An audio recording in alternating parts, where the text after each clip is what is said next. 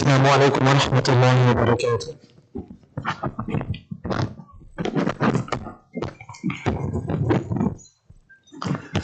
الله أكبر الله أكبر الله أكبر الله أكبر. أشهد أن لا إله إلا الله. أشهد أن لا إله إلا الله. أشهد أن محمدا رسول الله. أشهد أن محمدا رسول الله.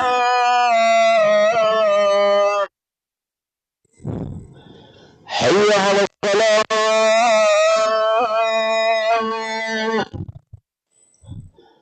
حي على الصلاة.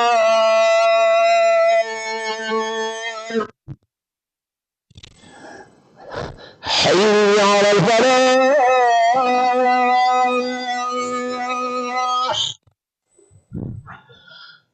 حي على الفلاح.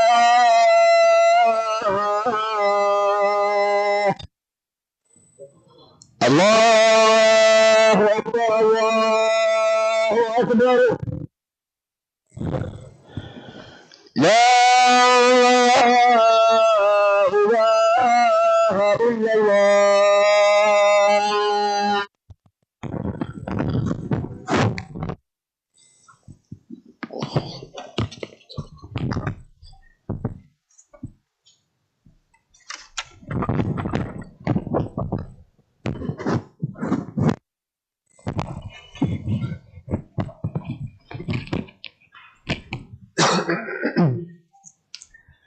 إن الحمد لله نحمده ونستعينه ونستغفره ونعوذ بالله من شرور أنفسنا ومن سيئات أعمالنا. من يهده الله فلا مضل له ومن يضلل فلا هادي له. وأشهد أن لا إله إلا الله وحده لا شريك له وأشهد أن محمدا عبده ورسوله. أعوذ بالله من الشيطان الرجيم. بسم الله الرحمن الرحيم. يا أيها الناس اتقوا ربكم الذي خلقكم من نفس واحدة وخلق منها زوجها وبث منهما رجالا كثيرا ونساء واتقوا الله الذي تساءلون به والأرحام إن الله كان عليكم رقيبا. We begin in the name of Allah. All praise is due to Allah. We seek His help and forgiveness. We seek refuge to Him from the evil wrong souls. Whomsoever Allah guides, there is none to misguide, and whomsoever Allah misguides, there is none to guide. And I bear witness that there is no deity worthy of worship other than Allah, and I bear witness that the Prophet Muhammad, peace and blessings be upon him, is his last and final messenger. I'd like to begin this khutbah with the mentioning of the political climate, the world climate, the humanitarian climate as we know it today for the Ummah, for the Muslims across the world, particularly in Palestine.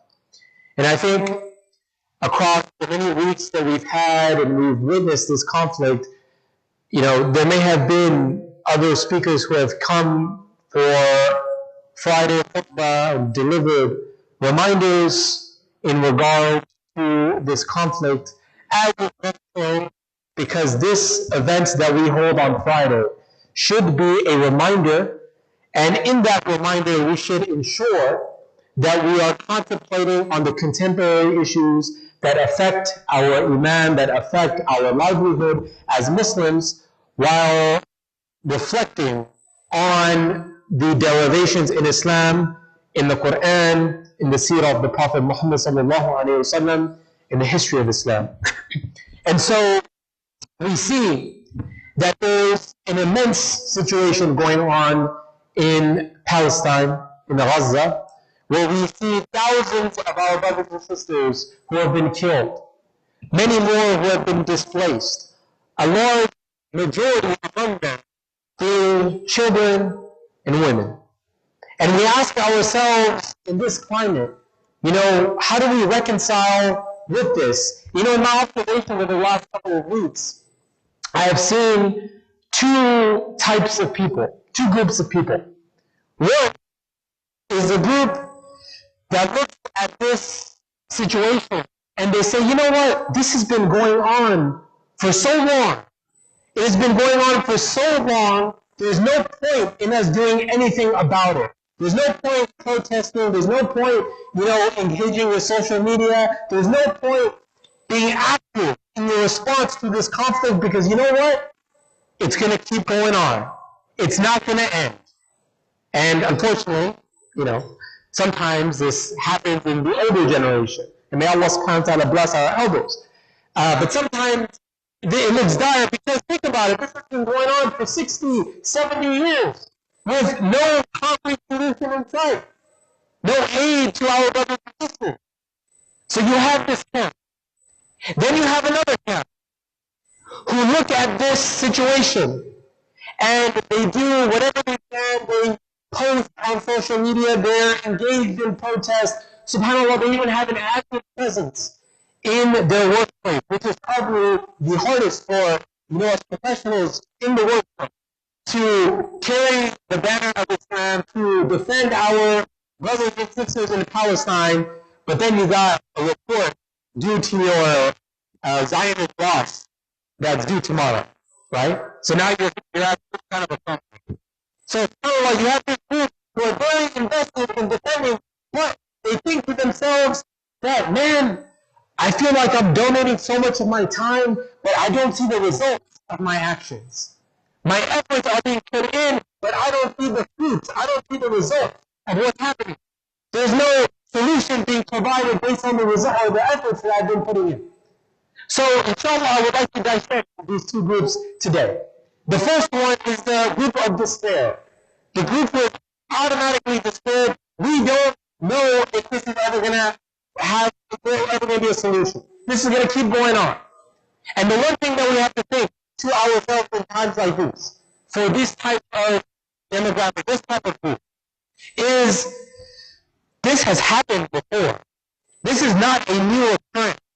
This has happened before. There were times back in the history of Islam where it was more appropriate to be depressed. You had more right to be depressed back 500-600 years before the current situation that is now. And you may ask, but now what are you talking about? What are you on about? Don't you see what's going on in Gaza today? Don't you see what's going on in Palestine? How could people have been more depressed back then than we are right now? And the answer is, look at the conquest of Salahuddin al-Ayyubi. We look at Salahuddin al-Ayyubi, one of the most revered, one of the most respected, one of the most impactful figures in the history of Islam, who makes his descent upon Jerusalem as we know it today. And he's outside the gates of Jerusalem. Many people, when they look at the story, they revel in the triumph. They're like, man, Salahuddin is a great role model for our Muslims. He resembles strength and power. But you know what? What led him to that situation was quite climatic. It was quite chaotic. Because 200 years before that situation where Salahuddin is looking at the gates of Jerusalem, do you know what was happening? In Mecca, a group known as Al-Qaramita had taken over the Kaaba. And they had canceled Hajj for 1 year. They had canceled Hajj. And not only did they cancel Hajj, they desecrated, they ravaged, they persecuted, they killed the pilgrims that were coming to Hajj on that year. Not only did they kill them, but they cut up their bodies, they threw them in the Zamzam well. And the Zamzam well, which once was blue with fresh water, was now riddled with red and blood of pilgrims who are coming to the Hajj. This happened within 200 years of this incident.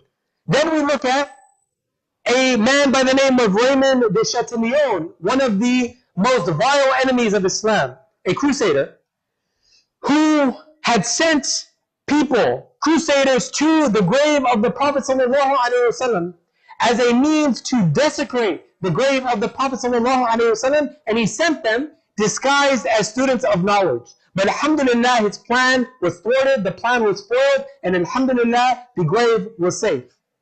And then within 90 years of Salah ad-Din al-Ayyubi coming to the gates of Jerusalem, over 90 years, there was not one single salah, one single adhan, one single iqamah in Masjid al-Aqsa within 90 years of Salah ad-Din entry.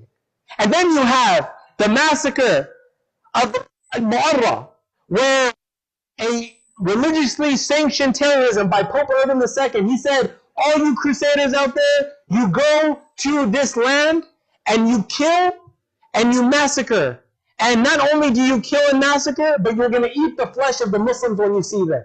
This was the vile, the torturous, the ravaged state of the enemies of Islam at that time. Yet Salah ad-Din al-Ayyubi is looking at the gates of Jerusalem, and he doesn't have one doubt, one thought in his mind that would say we need to turn back. No, he went in, and subhanAllah, when he entered into Jerusalem, it was a victory of ihsan over dhulm.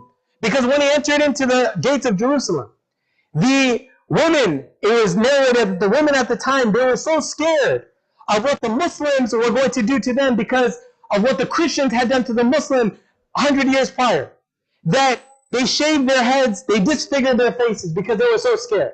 Yet subhanAllah, Salah ad-Din al-Ayyubi and the Muslims, they entered into Jerusalem in a state of ihsan, and they treated people with ihsan. It's kind of ironic because that's exactly the opposite of what Muslims are being treated as today in Jerusalem. And we look at this and we ask ourselves, subhanAllah, how did it come to this? There were more reasons to be depressed in that time. There were more reasons to be down at that time than there are today, even if it seems pretty bad today. So that is the lesson for those who feel like we're in despair. Well, let's contextualize this a little bit. Let's look at what happened before and let's see what we can do today. Then there's the second group. And the second group is the ones who I'm sure make the majority of us. We are trying and we're putting in the effort. And we're asking that one day, inshallah, our results are going to come to fruition. But it makes us depressed. It makes us sad when we're out here in the West and we're paying money and we're protesting and we're posting on social media, but we feel like those results are not coming into fruition. You know, the many lessons that we have in Islam are so relevant to situation today. As they say, Islam is timeless. Islam affects every situation that we deal with, regardless if it happened 500 years ago or today. It has the ability to handle contemporary situations. And in Islam we learn of a prophet known as Yunus alayhi salam, who was the framework for the Prophet Muhammad sallallahu alayhi wasallam as to how to not respond when you are in a state of haste and impulse. Where Allah subhanahu wa ta'ala tells the Prophet sallallahu alayhi wa sallam, وَاصْبِرْ لِحُكْمِ رَبِّكَ وَلَا تَكُنْ كِصَابِ الْحُوتِ إِذْ نَادَى وَهُوَ مَخْذُورٌ. That do not be like the companion of the whale when he was in a state of distress. This was one of the first anbiya that Allah subhanahu wa ta'ala revealed to the Prophet sallallahu alayhi wa sallam. He revealed Yunus alayhi salam because the Prophet sallallahu alayhi wa sallam was feeling the burn. He was feeling at a time where it's like, you know, my efforts are going in, but I don't see the results. I don't see the solutions, the fruits of my efforts. And we all know the story of Yunus alayhi salam, where Yunus alayhi salam is with his people, and he's communicating to his people. He's conveying the message of Islam to his people for many years. And then it comes to a point where he thinks to himself, is this even worth it anymore? Is it even worth it to do this anymore? He sees the clouds, they start forming in the horizon. And you know, I've seen this storybook before. We've heard about this storybook before. We know what's about to happen to these people. The people that reject the call from Allah subhanahu wa ta'ala. So what does he do? He leaves the people. And he makes his way away from the people. Ironically, his journey results in the people, in him coming all the way back to the people, only to find out that the people had accepted Islam right after he left. That storm that was coming actually brought him closer to the deen than he ever could in the time that he tried. But the story here, and the lesson here is not the results that came from that, but the intentions and the efforts that we put in to doing good deeds. That's what Allah subhanahu wa ta'ala judges us for. And subhanAllah, this actually transcends the law of physics as we know it. I think some of us in here may be science, physics majors, mathematics majors who have studied physics in school. And there is a concept, an equation, known as the equation of work, which is basically the amount of energy that you put on an object to displace the object a certain amount of feet or inches. And what this equation says is that your work is going to be determined by how much force you put on the object and by how far that object moves after you put force onto that object. So, for example, if we had a box in this room, and let's say there was an adult, maybe one of us, we push that box, it's a light box, maybe 20, 30 pounds, and we're pushing it across the floor, where we have satisfied the definition of work because we have applied force and the box, it moved. It went a certain distance, whether it be 1 feet, 2 feet, whatever it may be.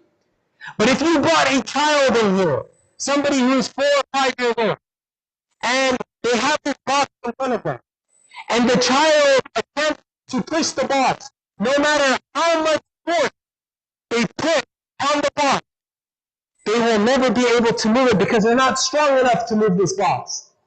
So what does that tell us?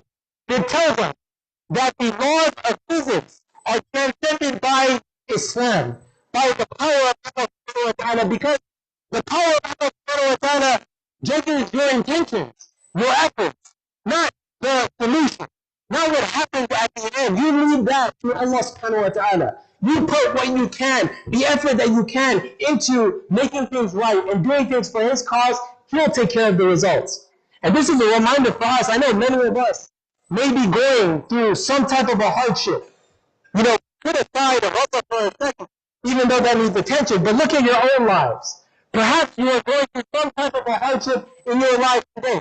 And you have asked yourself, you know, I put effort, and I put effort. I opened one door, it's locked. I opened the second door, it's locked. I tried to open the third door, it's also locked. And you've been putting effort, and you feel like the solution, the result, is not coming out of the effort that you are putting in. Remember that it is up to Allah subhanahu wa ta'ala to reward you. And He is not going to judge you for the effort, the final score of the game. He's going to judge you for the effort and the participation that you put into the game and into the life that you are living for His example, inshallah. So, in the second half of the khutbah, we will tie in this concept of the despair and hope that we need to reflect on in midst of the Gaza situation. Allahumma salli ala Muhammad wa ala ali Muhammad wa aqim as-salat.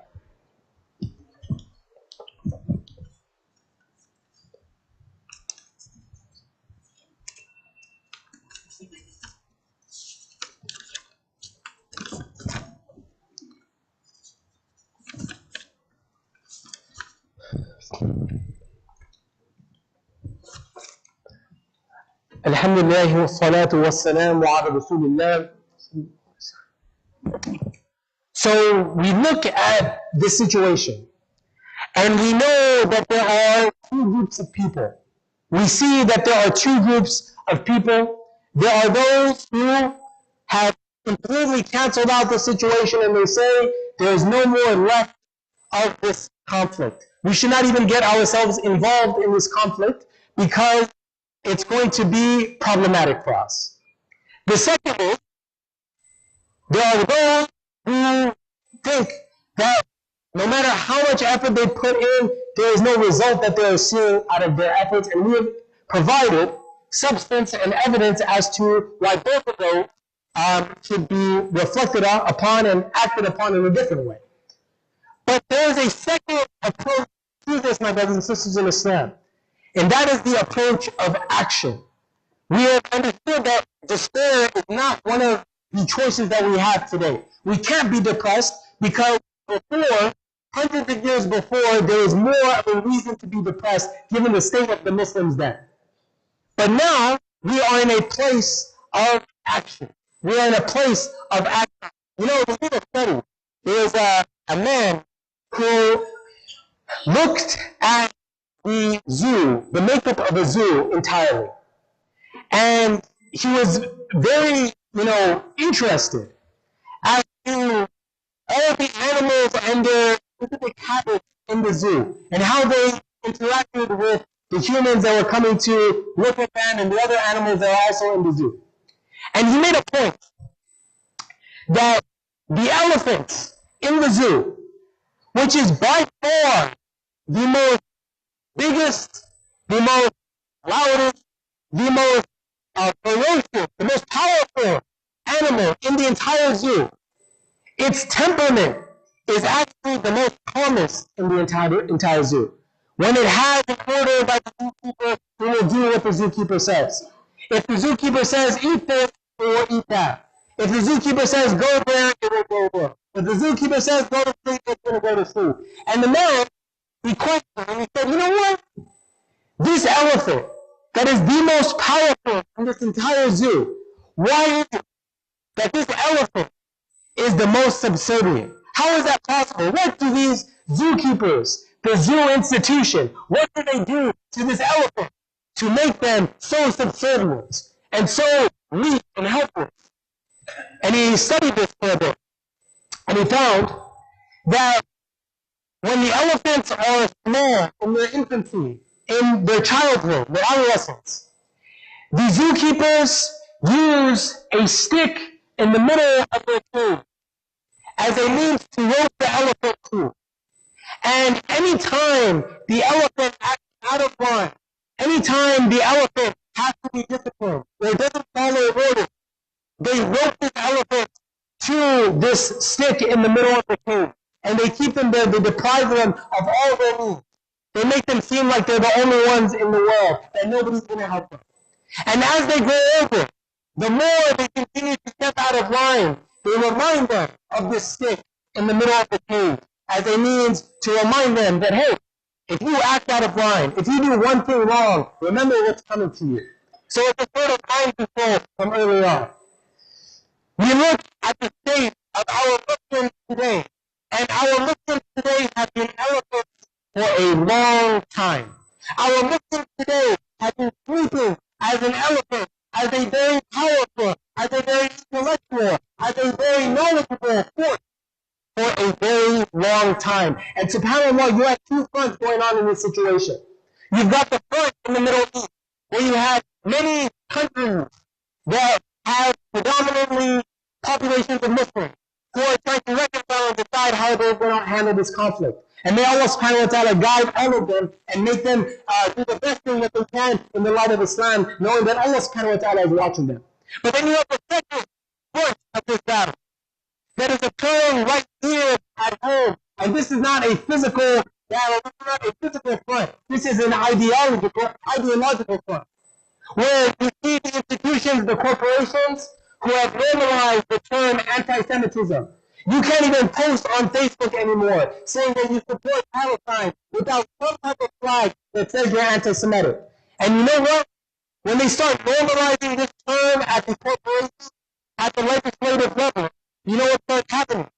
Is that normalization starts to flow down and trickle down into society. And then it's going to trickle down into community. And before you know it, it's going to trickle into your own ear. And it's going to make you unable to delineate what is right and what is wrong. That is their goal. That is their mission. SubhanAllah, there is talk going around that the Zionists will not stop until either the Palestinian people are completely obliterated or they're removed from the land. Either or. Doesn't matter to them. As long as they get what's theirs, what they believe is theirs to end with. And the country that we're living in, unfortunately, legislation is not in our favor. So, my message today, my brothers and sisters in Islam, is a very simple message. Let's not be the elephant in the cage of the zoo. Let us broaden up. Let us man up. Let us get to the point and ask ourselves a few instrumental fundamental, critical questions. The first is this: what is going on around our community from a political landscape? I serve on the board of CARE LA. And one of the biggest issues going on right now is that, unfortunately, the Muslim community is disenfranchised with the political situation in our communities. Like, if I were to ask any one of you who sits on your local city council, who are the designers on your city council, who oppose the ceasefire on your city council, unfortunately, the answer is many of us would not know. And this is a reminder to myself before anybody else. Right? Then we take it a step further, regional level, state level, federal level, government level, national level. How many of us are educated about who is out there legislating on our behalf? Right? Who is out there legislating on our behalf if we don't even know about it? That's number one. Number two, we need to have the means as Muslims to politically engage the system, because honestly, if we rely upon individuals, representatives, who don't have the values of Islam at heart, then they can switch overnight. There was a story of a representative in Orange County who had supported Muslims for many years, right? And she's a representative in federal government, in the House of Representatives. And overnight, after this Gaza situation came up, she changed her colors. And now she's on the other side. Someone that the Muslim community had put money into, someone that the Muslim community had supported, and said that this is going to be our person who's going to represent us. Now, they don't give anything, no care about the Muslims right now. They are in it for the votes. They are in it for whoever has the louder vote, whoever has the louder pocketbook. So the lesson here for you, my brothers and sisters in Islam, is this. Let us be politically aware. Let us be aware of our system, of what we're living in today. And not only let us be aware, but let us engage the system. Whether that be on a local level, whether that be on a regional level, and the best way to do it at the very least is to increase your knowledge about your surroundings. And remember that your efforts are what's going to be judged by Allah subhanahu wa ta'ala, and you leave the results to Him. May Allah subhanahu wa ta'ala accept our efforts. May Allah subhanahu wa ta'ala grant us success and prosperity. May Allah subhanahu wa ta'ala protect the children and the women and the men of Gaza. May Allah subhanahu wa ta'ala protect them from the oppressors. May Allah subhanahu wa ta'ala give them relief in these dark times. اللهم صل على محمد وعلى آل محمد كما صليت على إبراهيم وعلى آل إبراهيم إنك حميد مجيد. اللهم بارك على محمد وعلى آل محمد كما باركت على إبراهيم وعلى آل إبراهيم إنك حميد مجيد. ربنا آتنا في الدنيا حسنة وفي الآخرة حسنة وقنا عذاب النار. سبحان ربك رب العزة عما يصفون وسلام على المرسلين والحمد لله رب العالمين. وأقيموا الصلاة.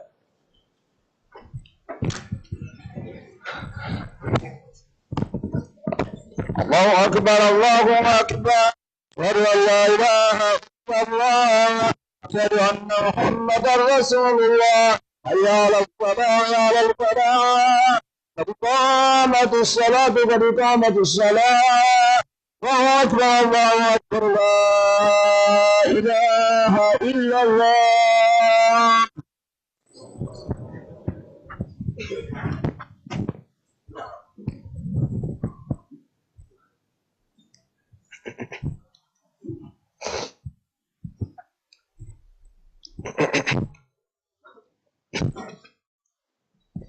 الله أكبر.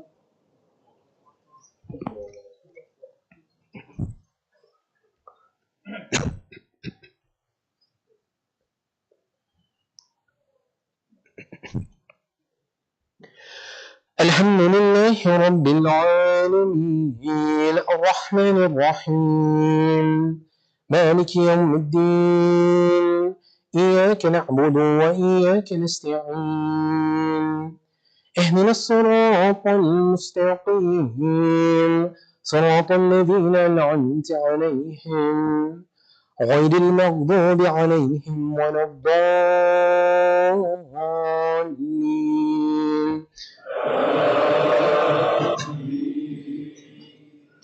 إذا جاء نصر الله والفتح ورأيت الناس يدخلون في دين الله أفواجا فسبح بحمد ربك واستغفر إنه كان توابا. الله أكبر.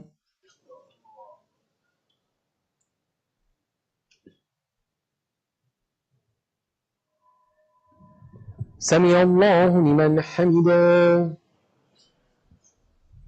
الله أكبر.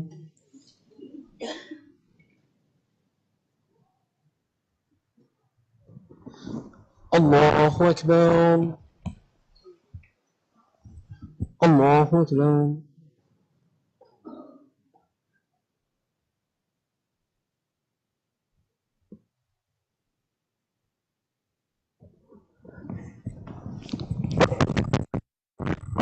الله أكبر.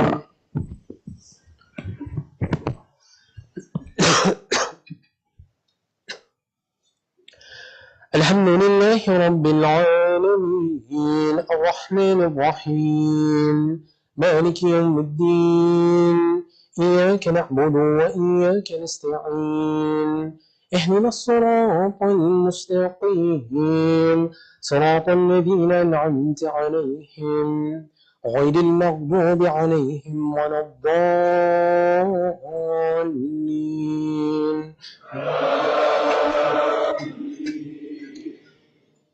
قل هو الله أحد الله الصمد لم يلد ولم يولد ولم يكن له كفوا أحد. الله أكبر.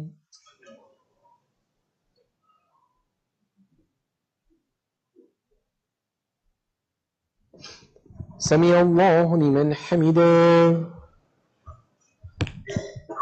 الله أكبر.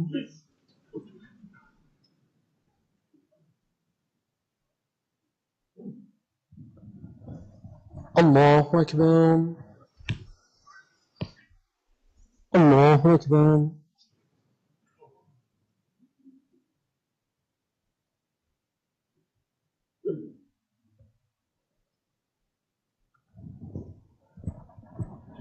الله أكبر.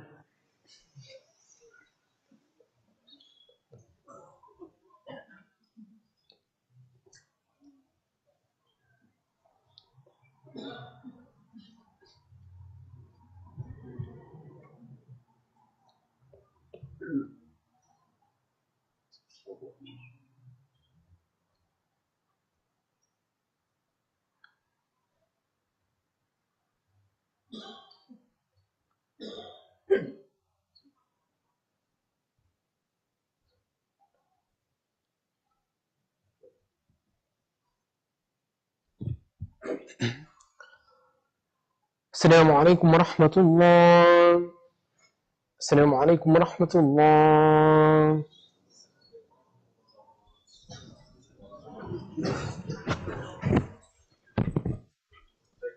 Allahu Akbar. Allahu Akbar. Allahu Akbar. Assalamu alaikum wa rahmatullahi ta'ala wa barakatuh. Hope all is well with everybody. Alhamdulillah. Inshallah ta'ala, we have brother Malik that's going to come up and take a shahada. May Allah subhanahu wa ta'ala bless him and his family and all of you for being here.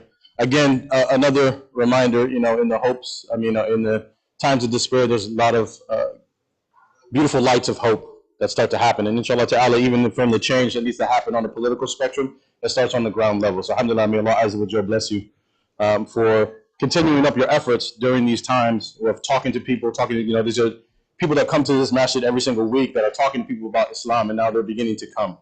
And this is a barakah of a blessing from you guys and your intentions and your energy. This is sometimes how Allah subhanahu wa ta'ala rewards us. So may Allah azza wa jalla bless all of you for your intentions and your efforts that you're doing. Inshallah ta'ala. You ready, sir? Amen. Alhamdulillah. All right. So we're going to do it in Arabic first and then in the English, inshallah ta'ala. Okay? So, Ashhadu. Ashhadu. Allah. Allah. Ilaha. Ilaha. Illallah. Illallah. Wa ashhadu. Wa ashhadu. Anna. Anna. Muhammadan. Muhammadan. Rasulullah. Rasulullah.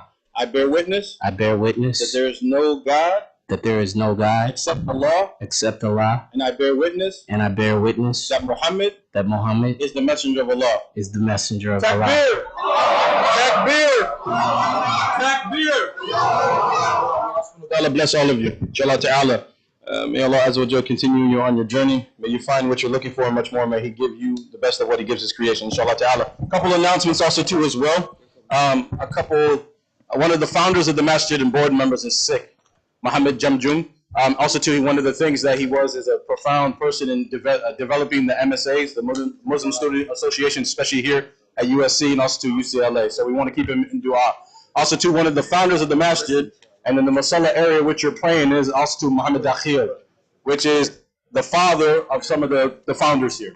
And this is the 12th year anniversary of him passing away, so please keep him in your dua as well, inshallah ta'ala. So before everybody leaves, come and actually greet the brother, please. Everybody greet the brother, inshallah ta'ala. We'll make a dua, inshallah. Okay. The Deen on the Quran class. Oh, on Sunday. And then inshallah ta'ala we have the Quran class too. Also too on Sunday from 11 to 1. And then okay, and then another brother Riyad Al-Qutub just passed, inshallah ta'ala. May Allah Azza wa Jal bless us. Inshallah we'll make a quick dua. A'udhu billahi minash shaitanir rajeem. Bismillahir rahmanir rahim. Alhamdulillahi rabbil alamin wa sallallahu ala sayyidina Muhammadin wa ala alihi wa sahbihi ajma'in. Allahumma ighfir lil mu'minin wa mu'minat wa muslimin wa muslimat wa muhsinin wa muhsinat al ahya'i minhum wal amwat. Allahumma ihdina fi man hadayt wa afina fi man afayt wa tawallana fi man tawallayt wa barik lana fi ma atayt wa qina sharra ma qadayt fa innaka taqdi wa la yuqda alayk wa innahu la yadhillu man walayt wa la yu'izzu man adayt. Tabarakta rabbana wa ta'alayt. Rabbana atina fid dunya hasanatan wa fil akhirati hasanatan wa qina adhaban nar wa adkhilna al jannata ma'al abrar ya aziz ya ghafar bi rahmatika ya arhamar rahimin ya akram al akramin akrimna bi jahi sayyidina akramin sallallahu alayhi wa sallam. Subhana rabbika rabbil izzati amma yasifun wa salamun ala al-mursalin walhamdulillahi rabbil alamin.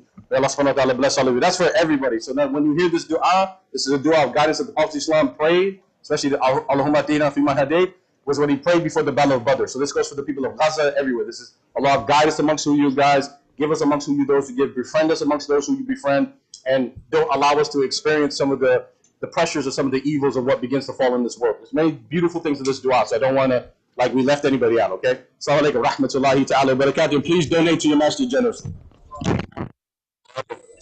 My man.